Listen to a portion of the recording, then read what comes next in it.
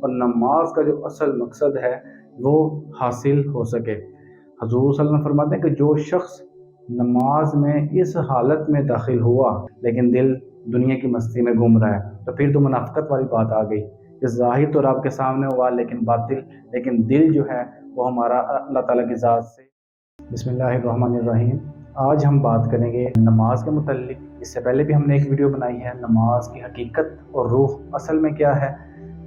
خالی ارکان کا ادا کر لے، رکوع کر لینا، سجدہ کر لینا یہ کافی نہیں ہوگا، دل کو بھی اللہ تعالیٰ کی ذات میں مشغول کرنا، اس کے بارے میں ہم نے ویڈیو بنائی ہے پہلے۔ اگر آپ وہ دیکھنا چاہتے ہیں تو نیچے ڈسکرپشن میں آپ کو لنک مل جائے گا تو آپ دیکھ سکتے ہیں۔ آج ہم تھوڑی سی ان ڈیپتھ بات کریں گے کہ پہلے صحابہ کرام کے دور میں یا اس کے بعد بھی ایک دور چلتا آیا ہے، قدر و قیمت لوگوں کے دلوں میں کیا تھی اور آج ہمیں دور دور تک نظر نہیں آتی۔ امام غزالی رحمۃ اللہ فرماتے ہیں اپنی کتاب میں کہ جیسے ہی اذان ہوتی تھی تو جو لوہار تھا اس نے ہتھوڑا اگر اٹھایا بھی ہوتا تھا تو وہ ضرب نہیں لگاتا تھا، سائڈ پر رکھ کے نماز کی تیاری کرتا تھا۔ اگر کوئی دکاندار نے بمبو اٹھایا ہوتا تھا سودا تولنے کے لیے تو وہ بمبو کو سائڈ پہ رکھ کے گاہک سے معذرت کر کے اور اپنی دکان بند کر کے فوراً نماز کی طرف چل دیتا تھا، اس لیے کہ میرے رب نے، مولا علی کیا فرماتے ہیں کہ جیسے ہی نماز کا وقت آتا ان کا جسم کپ کپانے لگتا۔ کہتے ہیں کہ وہ ایمان اٹھانے کا وقت آ گیا جس کو پہاڑ، زمین، آسمان اٹھانے سے قبلہ رو ہونا، اپنے جسم، اپنے چہرے کو تمام اطراف سے صرف اللہ تعالیٰ کے گھر کی طرف کر لینا اور قبلہ رو ہو کر نماز پڑھنا یہ ضروری تو ہے، یہ تو ہے ظاہری قبلہ، یہ تو ہے ظاہری قبلے کی طرف ہم نے اپنا منہ کر لیا، لیکن ایک باطن کا بھی قبلہ ہے کہ اپنے دل کو تمام خواہشات سے، تمام دنیا کے وسوسوں سے، تمام دنیا کے جو کام ہیں ان سے خالی کر کے اپنے رب کی طرف صرف مشغول کر لینا ہے تاکہ ہمارا ظاہر کا قبلہ اور باطن کا قبلہ دونوں ایک ہو جائیں اور نماز کا جو اصل مقصد ہے وہ حاصل ہو سکے۔ حضور صلی اللہ علیہ وسلم فرماتے ہیں کہ جو شخص نماز میں اس حالت میں داخل ہوا کہ اس کی خواہش، اس کا منہ اور اس کا جو دل ہے وہ اللہ تعالیٰ کی ذات کے ساتھ مشغول تھا، تو وہ جب نماز سے اسی حالت میں فارغ ہوا تو گویا کہ اس طرح ہے جس طرح ماں کے پیٹ سے بھی نکلا ہو۔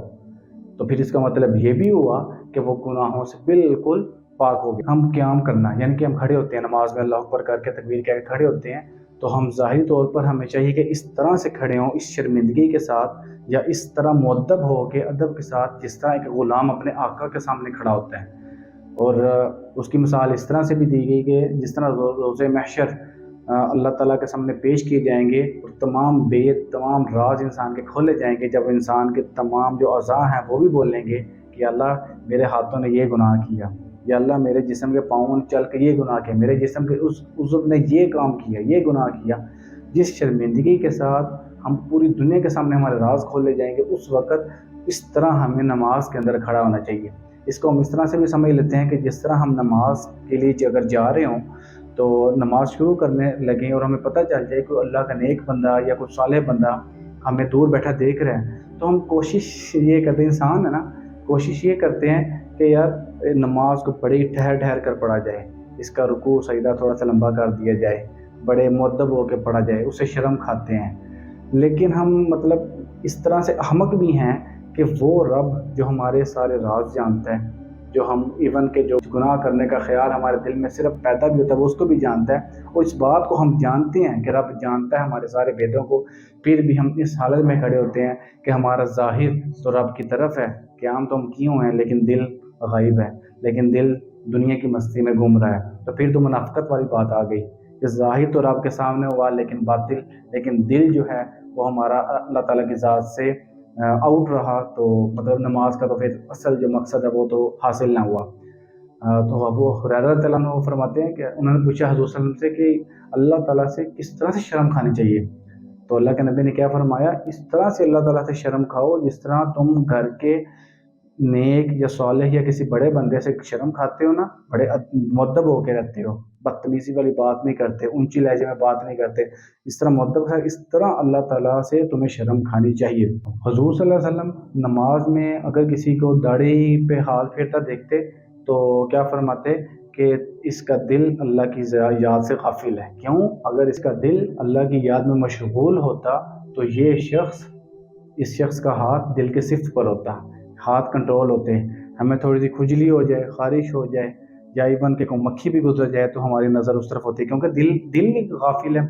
دل دور ہے، صرف نماز فرض ہے، وہ فرض کو پورا کرنے کے لیے جاتے ہیں۔ اور رکوع نماز میں پھر رکوع اور سجدہ کیا ظاہر کرتا ہے کہ ہم یہ اللہ تعالیٰ کو دکھا رہے ہیں کہ یا اللہ میں بڑا عاجز ہوں، میں بہت انکسار ہوں، یا اللہ تو ہی میرا خالق ہے، میں خاک ہوں۔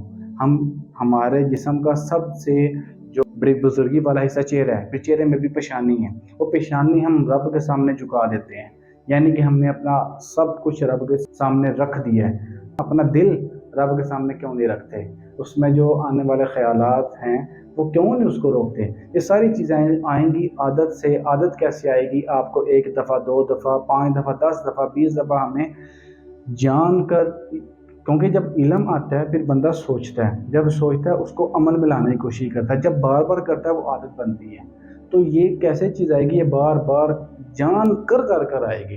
تو اس چیز کی ہمیں ابھی فکر کرنی پڑے گی کہ یار نماز اصل وہ والی بن جائے جس کا اصل مقصد ہے، جو اللہ تعالیٰ کے ہاں قبول بھی ہو۔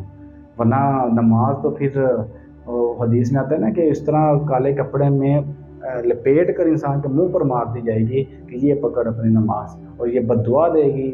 نماز انسان کو کہ اللہ تجھے بھی اس طرح برباد کرے جس طرح تو نے مجھے برباد کیا۔ تو ہمیں یہ جب علم آئے، علم کے بعد ہم سوچیں کہ یار اس کو اس طرح سے بہتر کر سکتے ہیں،